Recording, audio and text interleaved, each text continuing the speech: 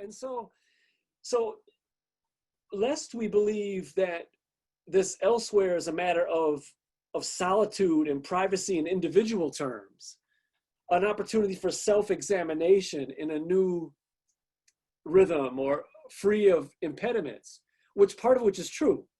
But that's the haven part again. The question is, what's the rest of it? Well, it all depends on how you unpack the notion of community of love, right? There it is. So what does a community of love entail?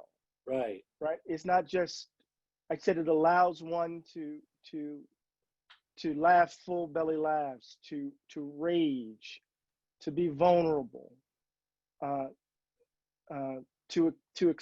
one could add, of course, to explore one's desire.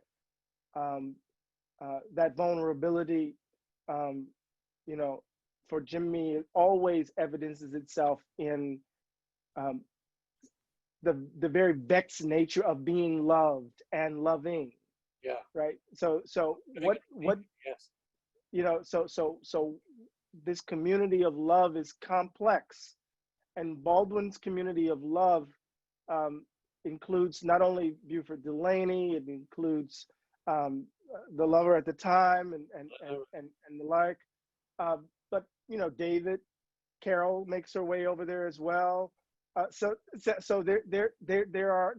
not complete breaks, and this is really important. Not complete breaks, as if each moment, each instance, like Tedworth Square, is wholly different than what's happening in Tedworth Square was wow, right? So so exactly. So I see your point in very clearly. Yeah. Yeah, because like for example, in the piece where the piece of the book which I love, where you look very closely at Sadat Paquet's film, right? This was a film, a short documentary film, about 15-minute, 17-minute film made in the summer of 1970, kind of following James Baldwin around Istanbul.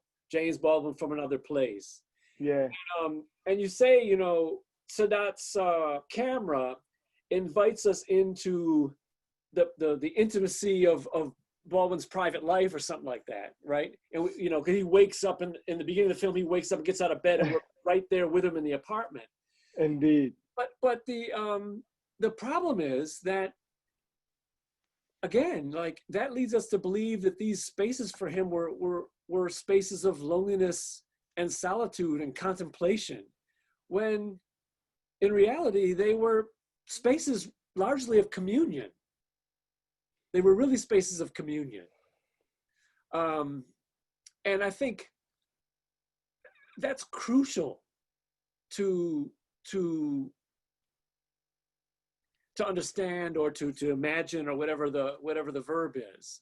But I think I would push back just a little bit. So even when he's in communion with others, so when he's at the tea house in Quebec, in the Piquet film, was that with others? He's with folk. He has his teacup. He's you can give that coquettish. Yeah. But when you look in his eyes, to me, this is the image on the front of the book, on the cover of the book. Yeah, right. And what we do is we remove everyone, right? And there's a sense in which his eyes, at least this is what I gathered from watching the film, his eyes were off in the distance, and then the voice that overlays it. Yeah. Right at the end is that I got to get my work done. Right. Right. And he's reaching, and we know that, he still hasn't gotten himself together. Right. From the suicide attempt in '69, right. He's still trying to put pieces together. Right. In the sense that, at least according to some of the work that I've read. But I think even when he's with others, right, there is the presence of, even when he's in communion with others, there is loneliness. Present. Yeah, well, but you'll see that in the book you talk about this moment in the film on the balcony when the camera comes and he turns and he smiles, and that's a very different facial expression, the one at the end of the film. Yeah. No, absolutely. That's why it's, But you never see those people he's smiling at, No, you don't see them. No, I mean, you can if you look at the there's a series of photos. You can see the broad community of folk who are there. Yeah. You know, but I think I'm not trying to suggest that joy, physical pleasure, desire wasn't a central part of Jimmy's life. Um, the Baldwin that I'm attracted to is the Baldwin whose eyes are distant in the midst of that, Yeah. who's Yeah. reaching for something, is the Baldwin who, even after he's been drinking all night, has to retreat to the room to start writing. Well, there you go. There you go. Right. So we've been drinking and partying and doing everything. Everybody else collapses. He goes into that room and boom. Or, they have to hunt him down. Richard Avenden and folk have to hunt him down and then lock him into, he said, okay, all right, go lock him into a room. And he comes out with the essay For Nothing Personal. I mean, that in order for that to be possible as a writer, right, that means that you're thinking about it all the time, that you're carrying it with you, even as you're moving about the world, such that when you get to the study, it's not sui generis, right? It's literally the process of crafting what's been going on in your head the entire time of your living before you get to the study. Yeah. Right. And so, I think in terms of Baldwin's process in Elsewhere, I think what you often find, what you almost always find, is the proximity of a space of deep solitude, which you're talking about, late at night work, and a space of free communion with other people. Just straight up free communion with other people. He needed to be able to kind of walk out of one room and into the other, almost literally. And that's something that he wasn't as able to do in the United States for all kinds of reasons. But I think part of it, the more I read and reread, is about a kind of sexual privacy that couldn't be secret, that was social, and that was very, very difficult for him to coexist with in the United States. He did it for here and there, but the most of it was elsewhere, and it was something which linked the erotic, the physical, the communal, and then that deep imagination where a writer works in a specific kind of way, with a pen and paper, or with a typewriter, or whatever it is. So I just really quickly, in terms of that seems right to me on a certain level, and until we get access to the full breadth of the archive, we'll see what happens, but what is revealed. But I think what I'm trying, as a writer, and you so as well. Yeah. I do know that when we're in the grips, when we're in the throes of it, even in the most social of moments, right? Even in the most intimate of spaces, the distance in the eyes are still there, because you're in the material, you're in the thought, and so I'm really attracted to that Baldwin's, the eyes that I saw, in that I thought that captured so beautifully in that short film. Yeah, no, I agree, and I love the film, and I especially love just the fact that he did the film, because if he hadn't done the film, then what would there be there? Eddie, I'm wondering if some of what we're talking about right now over the last few minutes, this time will go quick, so I have to keep do you think that your sense of this has something to do with the way you concentrate on essays versus the novels. Because if you think about the depiction of Baldwin's private life or his erotic life in essays, there's not that much.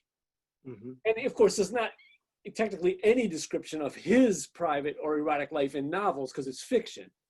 But we can see there that the depiction of life is far freer in those terms, in fictional terms, than it is in the essay. And because when you think about, when you say, no matter what, in the swing of communal a party, or even in an intimate scene in private, the thought is still there, the eyes are still there.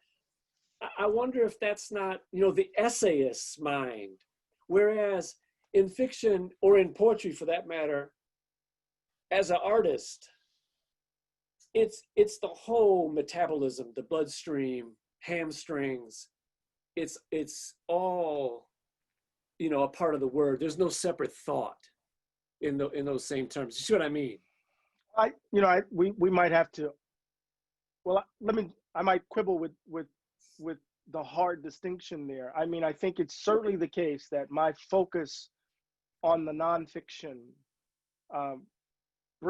keeps into view certain things and keeps out of view other things. Yes. I'm really attracted to him. I think he's most successful as a writer, right? In that form, it gives him, the untamable nature of the genre of the essay. Yeah. Right. Fits perfectly with Jimmy's intellect, it seems to me. It allows him to meander and to make his way, make his way back. It allows him to do the deep sea dive with regards to himself and the country. So I think, to me, he's the inheritor of Emerson, right? He brings Emerson across the tracks. I mean, so to me, there's just simply no American essayist that can touch the hem of his garment. Right. Now, that said, the title of the book comes from Just Above My Head, the last novel. But I think that's really not a part of Begin Again. No, not at all. The fiction doesn't enter at all. Right. And I think, I mean, we could quibble about how we imagine the fiction writer or the poet. You're a poet. I dabble in fiction in the privacy of my study. You read a lot of it. I know that.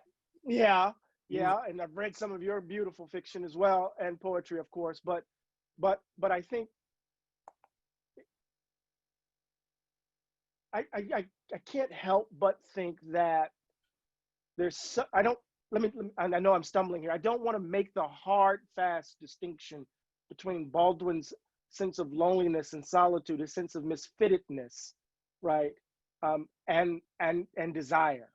I don't want to make that hard distinction, but I want to see. I want to hold on for me, because it's me that solitude and loneliness matters, right? Yeah. Because it is the point of contact between him and me. His eyes look familiar, right?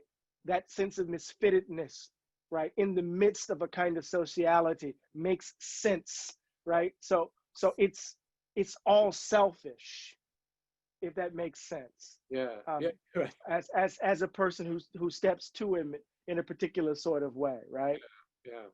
So I'm attracted to that, maybe because I'm seeing myself there. Who knows?